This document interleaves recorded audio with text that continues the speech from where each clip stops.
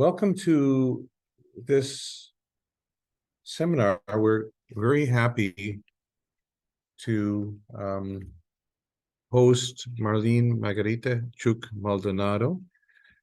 And I'm going to ask Mariana Dominguez to do a proper introduction, tell us where Professor Chuc is from and so on. But I want to welcome her on behalf of EduClang Research Group, who's sponsoring this event. We will record this, and we'll also post the recording on the EduClang website as soon as we're able to do all the technical stuff. So I want to start off with a land acknowledgement in English, which is the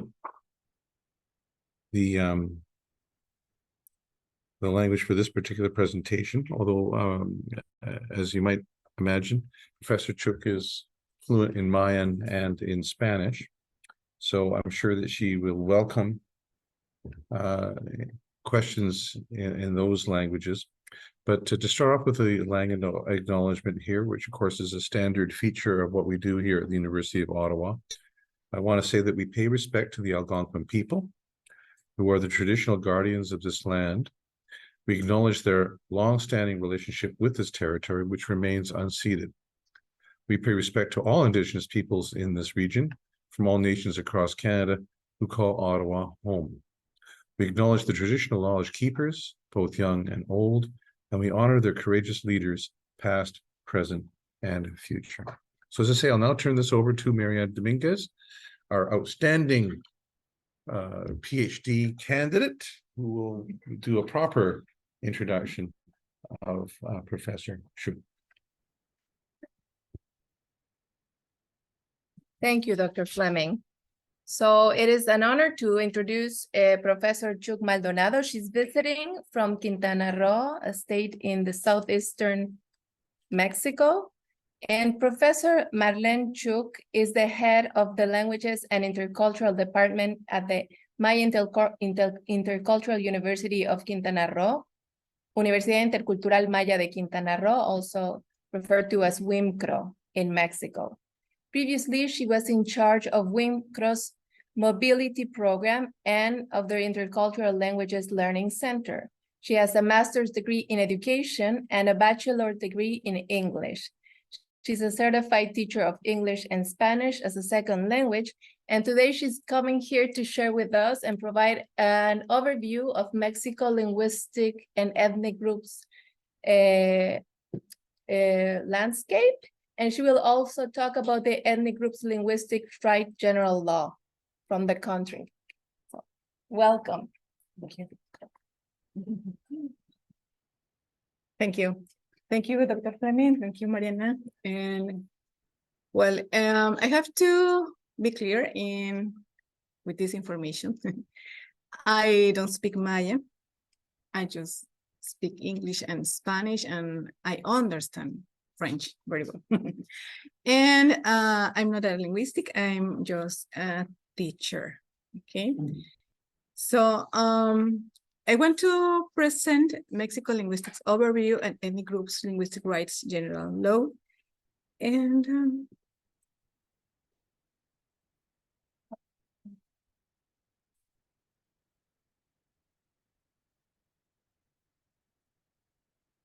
Click on the slide, yeah. Okay. Mexico is a multilingual country. Nowadays, there are 11 linguistic families, 68 national languages, and 364 variants. Spanish is used as the official language, even it is not named or recognized like the official language.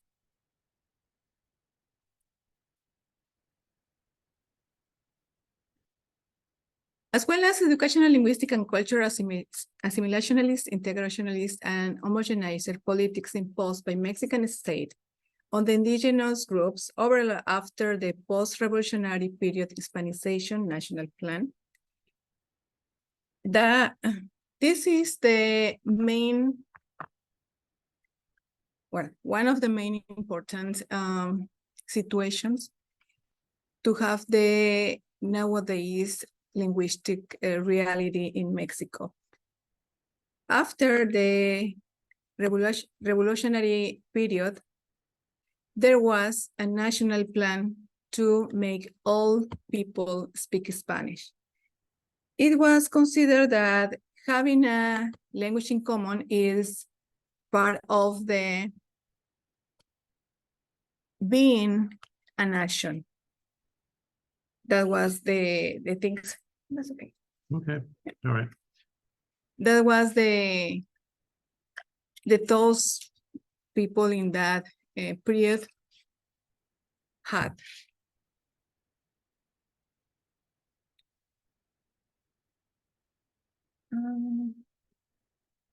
It doesn't change by then.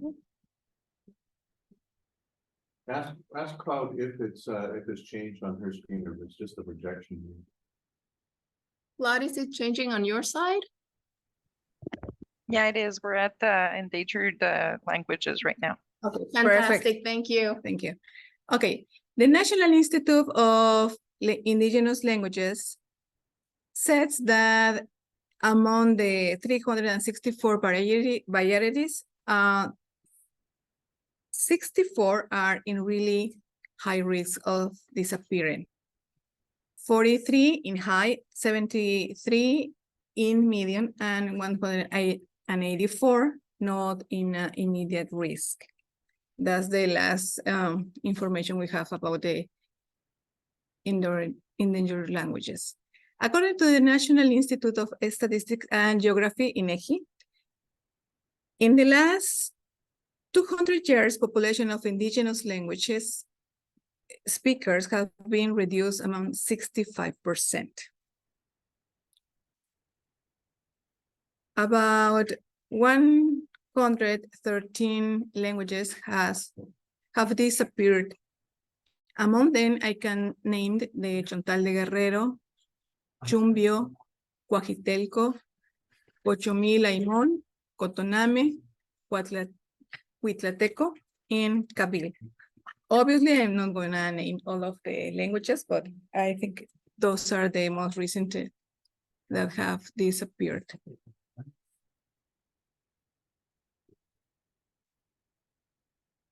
It is necessary to mention the language extinction is due to discrimination and exclusion politics towards indigenous groups.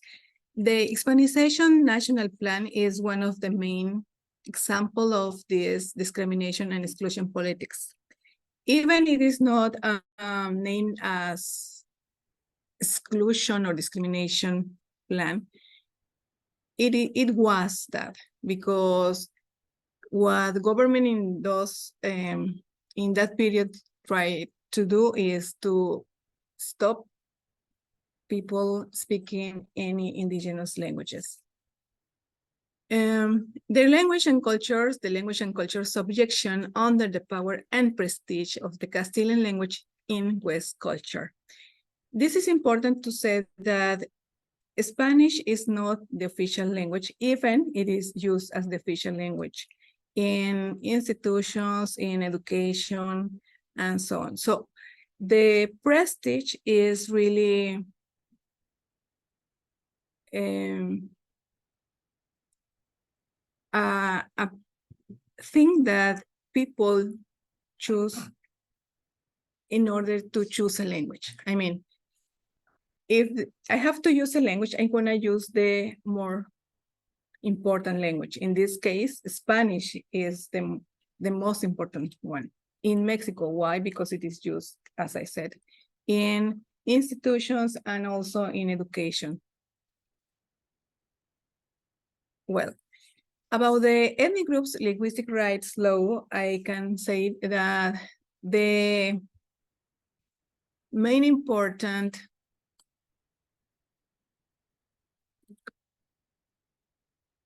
this one?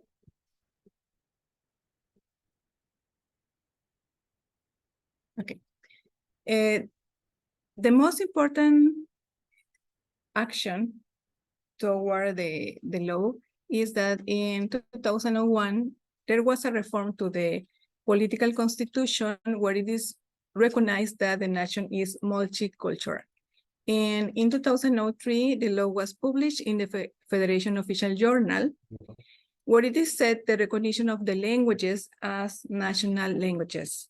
Also, the right to be autonomous and to preserve and enrich their languages and cultures.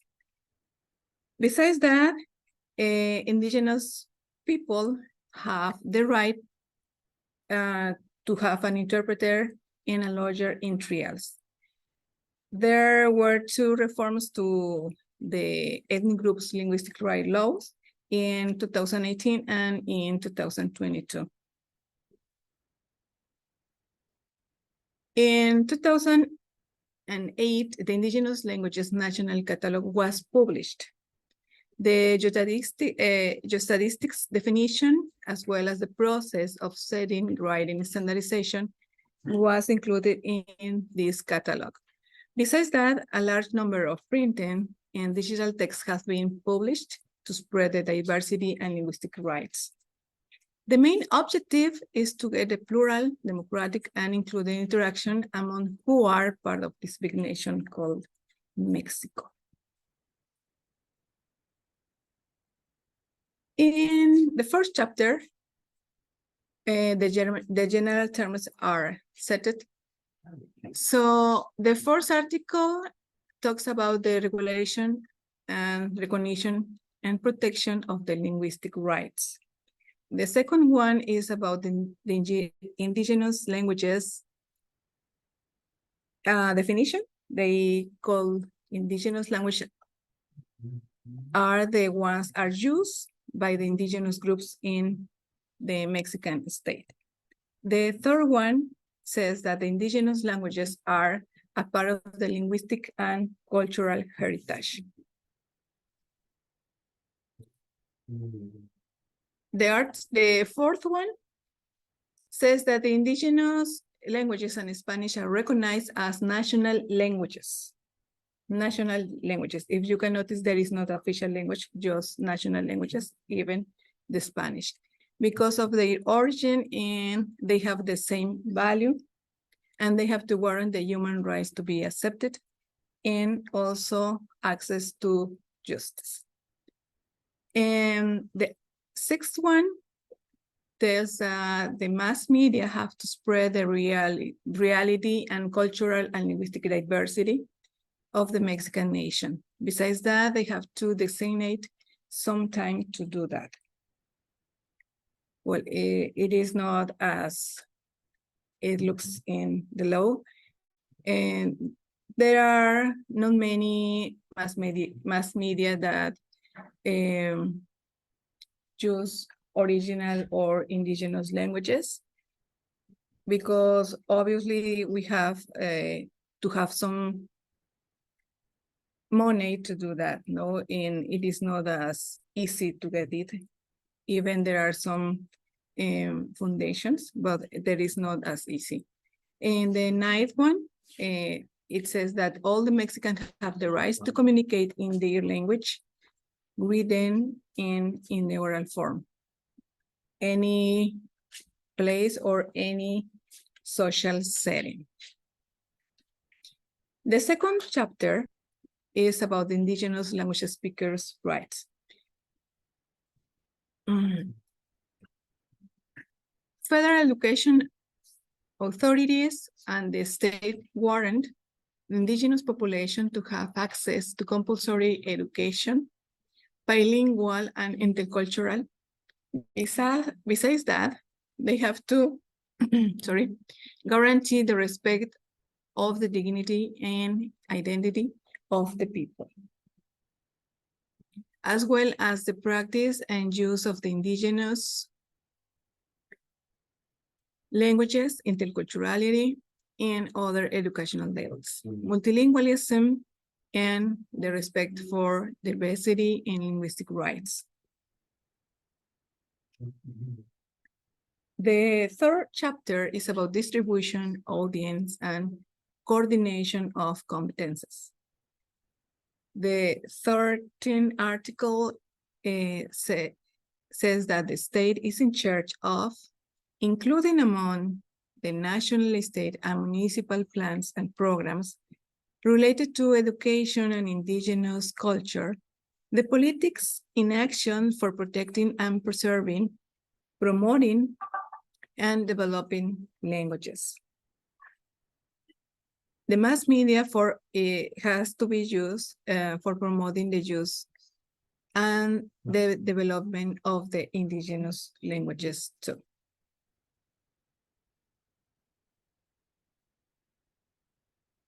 Also in chapter 3, it is said that the teachers, indigenous teachers,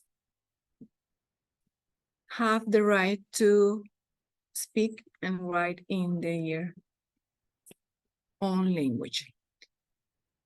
In the 4th one, public libraries are expected to reserve a space to keep the most representative information and documents of literature of indigenous national languages. There is not much literature in indigenous languages because most of the languages are oral.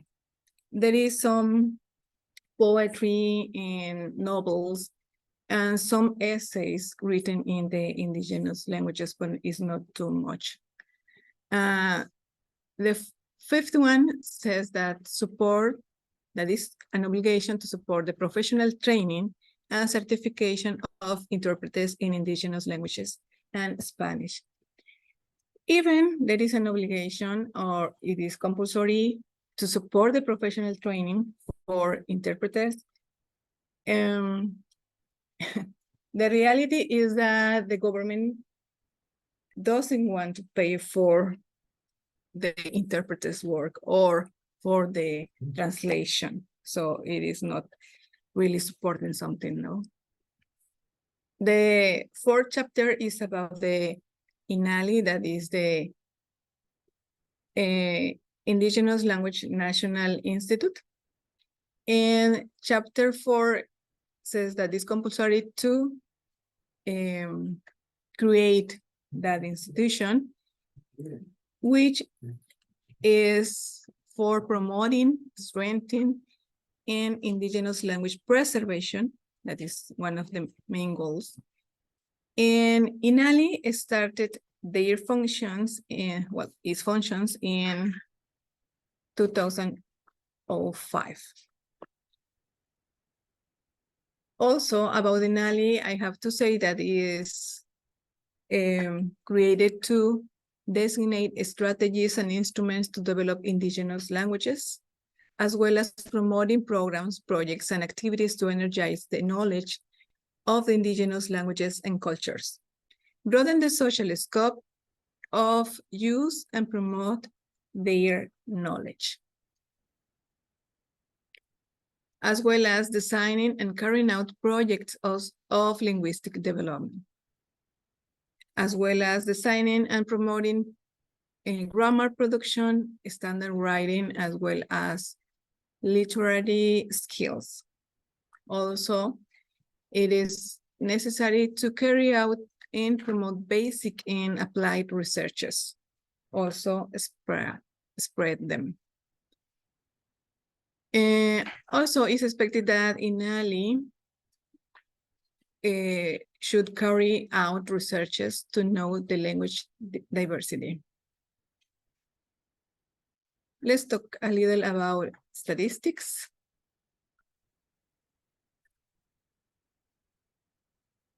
Well, in 2000 census, it was almost 1.5 million Nahuatl speakers, and also Maya has almost the same number of speakers.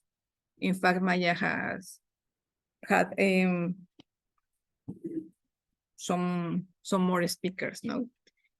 Zapoteco and Mixteco also were the most spoken languages in 2000, and both were almost 500,000 of speakers. And I have here a comparative chart from 2000 to 2020, Maya speakers, I mean Yucatecan Maya speakers. And the main states are Campeche, Quintana Roo, and Yucatan, where the Yucatecan Maya language is speaking. And if you can see the numbers from 2000 to 2010, there is a decrease in the number. But in 2020, it seems that there are more speakers, but it is not the real information. The real information is that because of the mobility, there are more Mayan speakers in Quintana Roo because of the touristic zone. And that's why the people moved to there. And according to the last census that was in 2020, they are living in Quintana Roo, but it's not that there are more Maya speakers until now. Okay, about the language endangerment, this instructing, there is a connection, not just, it's not just losing the language, it's also the way in which the indigenous people think. It is just the, not just the epistemology, it's also the beliefs, the traditions. It's more than the language. That's why it is important to try to preserve the indigenous ones, no? In the last census, there was something important. The question was if people designate themselves as indigenous. It was a change from the 2010 census to the last one, no? And according to the census, 23.2 million people older than 3 years old designate themselves as indigenous, but just 7,364,645 are indigenous language speakers. That means just the 6%.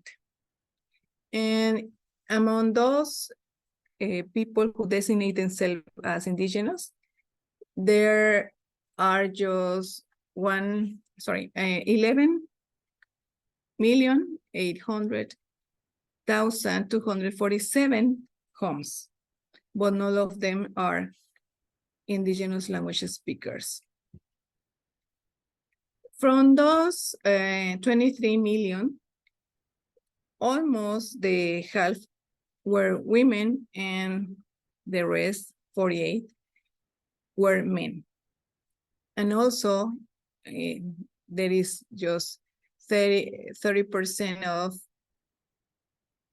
speakers, indigenous language speakers.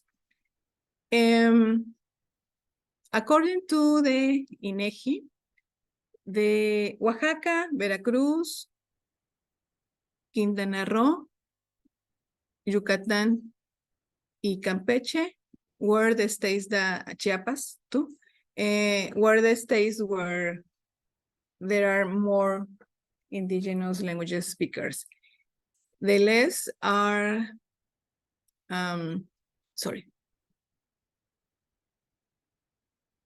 Sonora, Coahuila,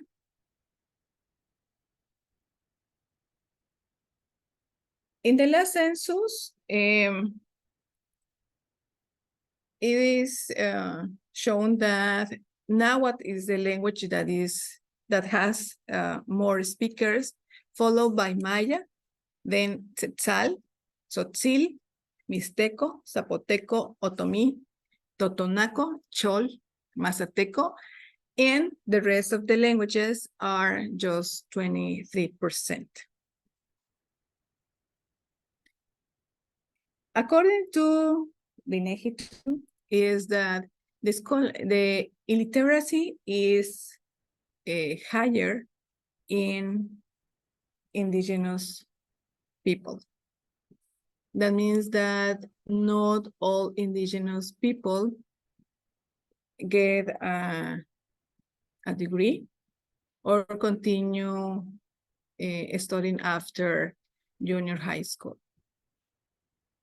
Even there are many indigenous people who don't know how to read or write. Spanish, of course, it is measured in Spanish because as I said, most of the indigenous languages are oral. Okay, there are some different activities that the government is trying to carry out to preserve the languages. However, it is not as easy as it seems. Okay, and about that, I can say that the state must set alliances with different academic and researching institutions of the state, as well as organizations in communal organizations. The maintenance of endangered languages is often linked to traditional lifestyle and the richness of knowledge related to them, precisely because the domains of languages use are connected to the lifestyles. That means that if people do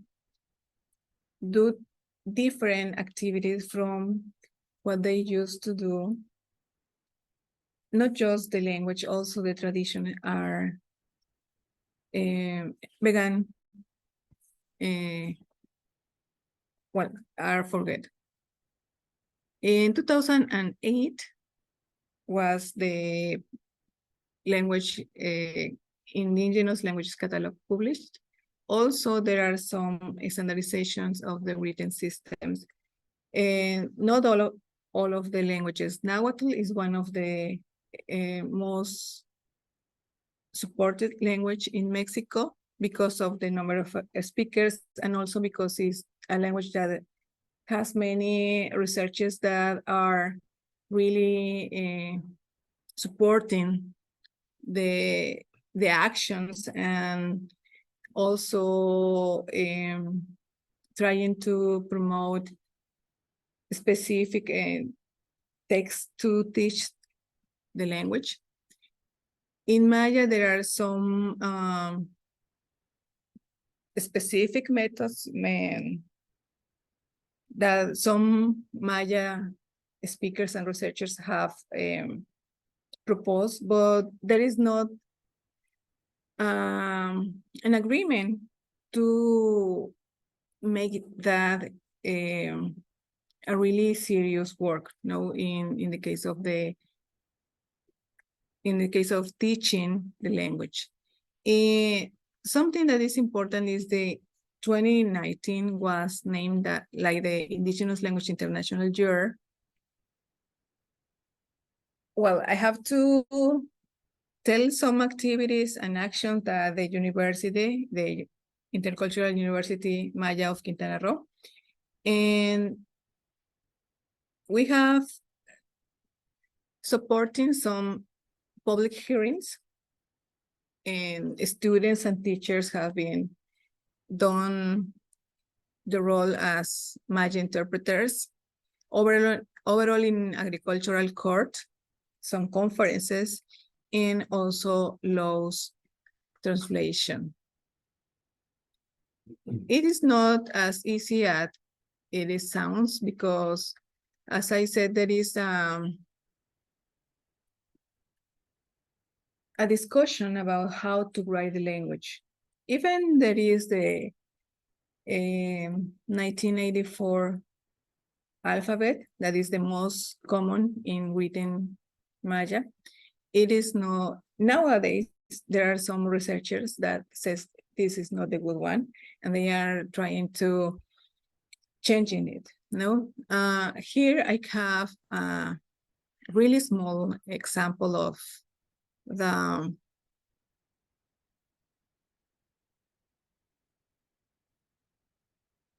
interpretation in a agricultural court.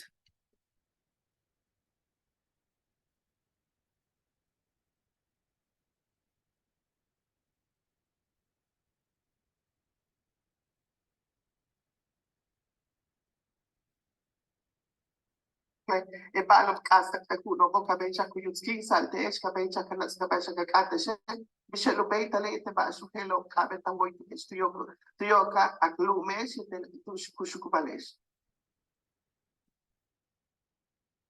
One of the main problems in Yucatan Peninsula with the Maya speaker is that there is a law that says they have the right to be attended, or sorry, to be to have an interpreter or to have a lawyer who speaks the language is not something that happens very often, because there are not many Maya speakers who wants to do the job. As I said, the government wants to do it free, no? And in fact, the university has been required to help with the interpretations, but the teachers and the students are not paid. And that's a problem, because it is a job and they have the right to be paid for it. And not all the people who speaks Maya speaks Spanish in a university level, no? Also, the university has signed many agreements to support the professional training, to spread the research in Maya language.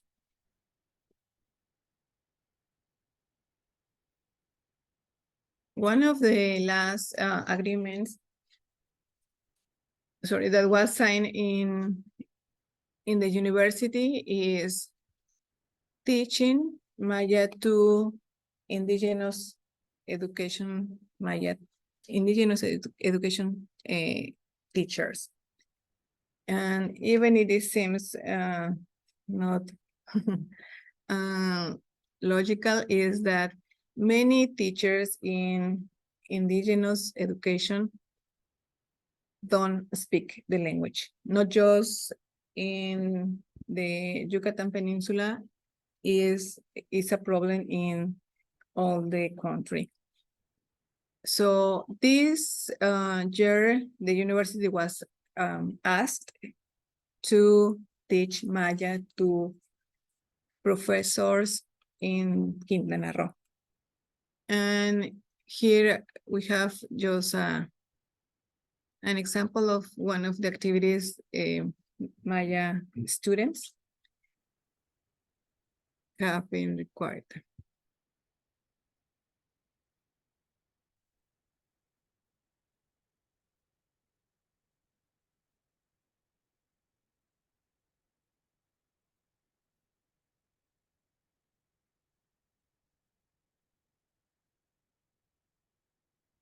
You can do it work.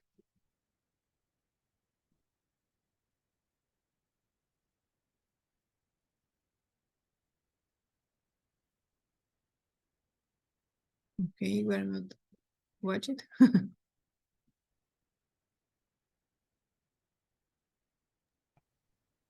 Can you try pressing on the play symbol, like on the left, like bottom left corner of the slide? Okay. Yeah. Sorry. Thank you.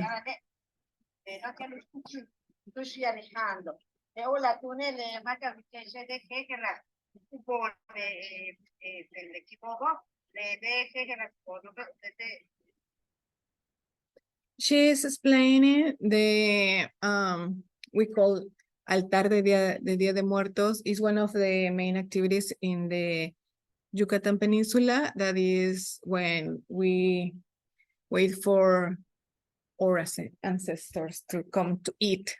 We are a really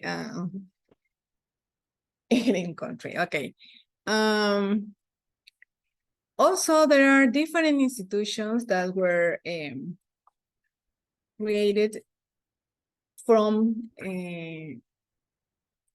after the linguistic rights law. In 2004, the first intercultural university was founded. Now there are 15 intercultural universities in Mexico. The Indigenous Population National Institute also was created. INPI has some programs to give money to projects in communities. What they are doing now is some people in a community try to do something to support the language. They give money, but now they are asking that at least 10 people from the community participate in the project. Also, there are several Maya academic staffs in Quintana Roo, Yucatan, and also in Campeche. And I guess that's all. I don't know if there is any question.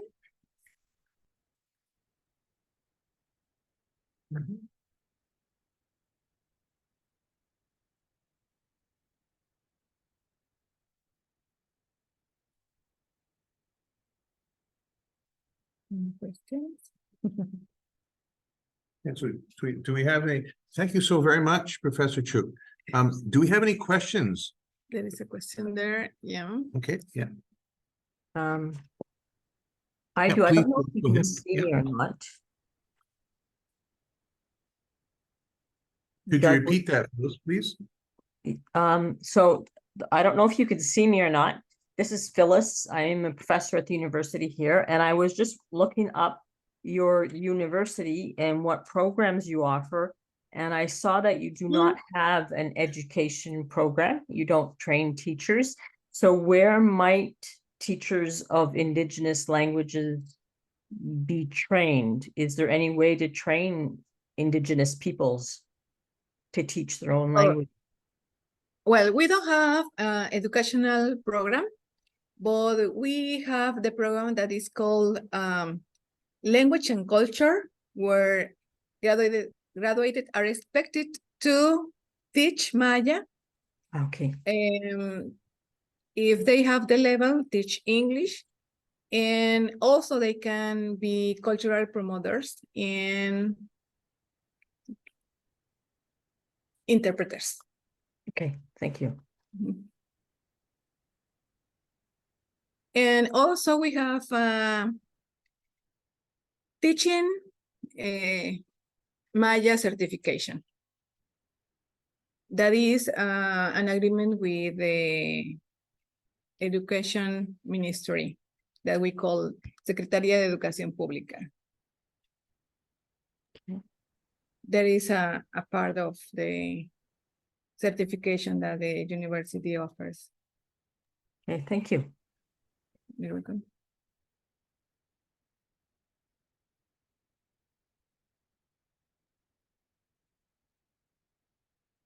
Thomas, do you have a question?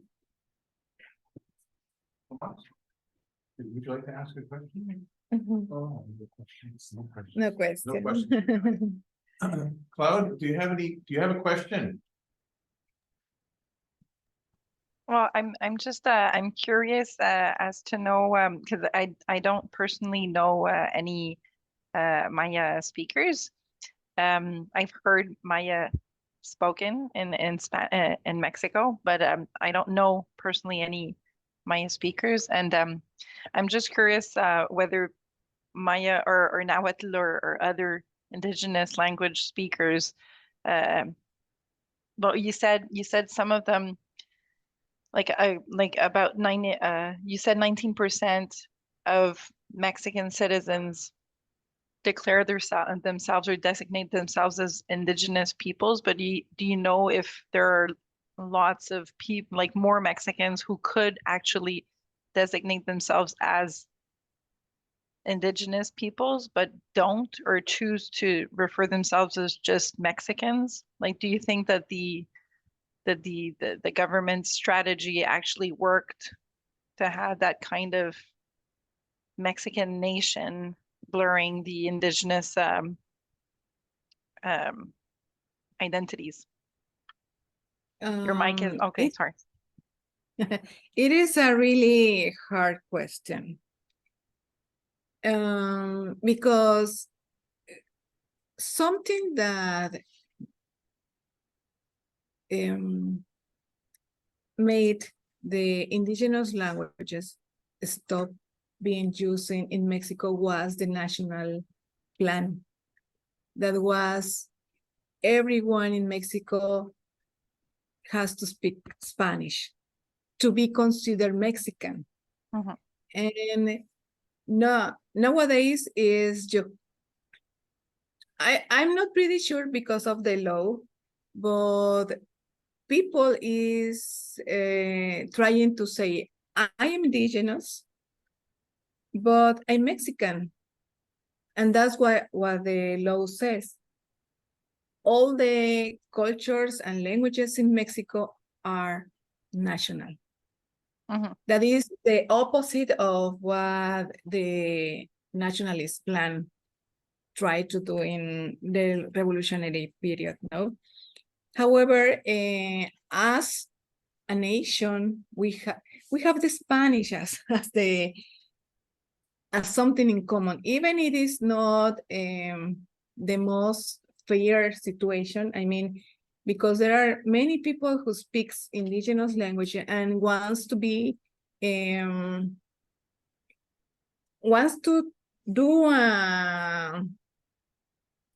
for example, go to a trial or go to an institution and speak the language they have a native language, and they don't have the right to do that because the education in Mexico is in Spanish, almost in all levels and almost in all schools. Mhm. So thinking in Mexico as a multilinguistic or multicultural nation is the best example to define it as a nation, no?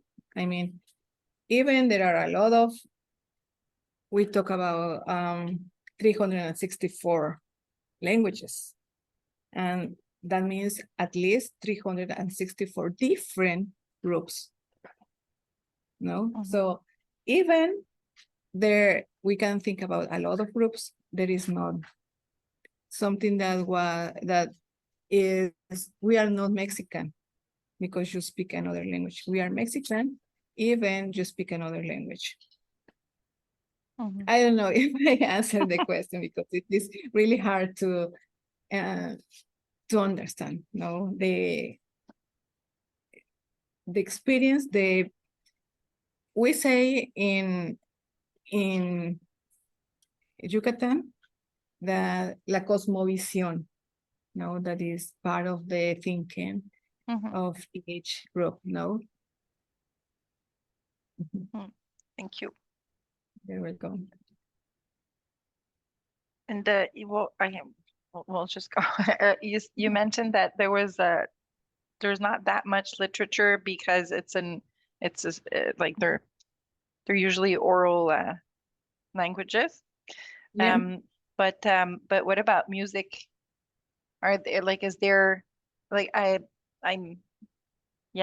music that, because I haven't heard any like Maya or Nahuatl music on the radio like in Mexico. So I'm just wondering if there is music and if it's actually listened Yeah, to, in fact, by the yeah, majority. yeah. In fact, we have some students at school who sings rap Mhm, in Maya, but also there is well, there are many, not too many, but some groups who sings, I don't know how do you say cumbia, Yeah, cumbia. and in Maya. Okay. Okay. I know, but it's not too popular because it's just small groups that sings in small communities, and maybe they spread the music, but just near the communities, no? And there is a really strong movement with singers, Maya singers. Well, they sing rap overall in the young people, no? And there is a small town well known because of the Guerra de Castas, caste war in Quintana Roo. And they are called Tijosuco rappers, that are rappers who sings in Maya, and they are proud of being Maya. And I forgot to have an example, but it's really great because they record some videos and they are riding their tricycle and going to the harvest, and they sing, and people is wearing the traditional dress, and it's really Oh, I that's don't know how. powerful. Yeah. Great. It's not as popular as I said because the communities do not have the support to spread the music or maybe the poetry. Even there are some competitions in indigenous languages, in oratoria, speech contest in indigenous languages. Also with literature, there are some, but not just in Mexico, in Latin America. Okay. Is popular. Great. Thank you. You're welcome. More questions? ¿Y cuánto más? No questions. Okay. I guess that's it. You want to say goodbye? I just want to remind everybody that, this is just a reminder that on Wednesday, we will continue this conversation and we will talk more specifically about the intercultural bilingual model of the Universidad Intercultural Maya de Quintana Roo. And Professor Chuc will also describe or discuss more about the certification process that was briefly mentioned today in regards to the Maya certification for the Yucatec Maya teachers that have been part of former students of the WIMCRO. So, and just to clarify too, sorry, there was some confusion around the advertisements. So we'll start at 4 o'clock on Wednesday. If you are coming in person on Wednesday, we're having technical problems projecting the PowerPoint onto the wall here. So please bring your laptops in case we can't defeat this technological problem that we have. We always seem to have them. But thank you so much, Professor Chuc, for coming. You're welcome. You know, Thanks for the and invitation. we're hoping to, you know, to open up the dialogue some more, more Of discussions. course. So it looks like a, you know, really interesting situation, and thank you so very much for coming all the way from the Yucatan to visit us. Okay, thank you. Okay, everybody. So thanks for attending, everyone. Well, as I say, we're going to put the recording up on the EduClang website as soon as I figure out how to do that technological challenge. I mean, it'll be sooner than later, but I'll also post a note on the listserv as to when it's available. So thank you so much, Thank you. everybody.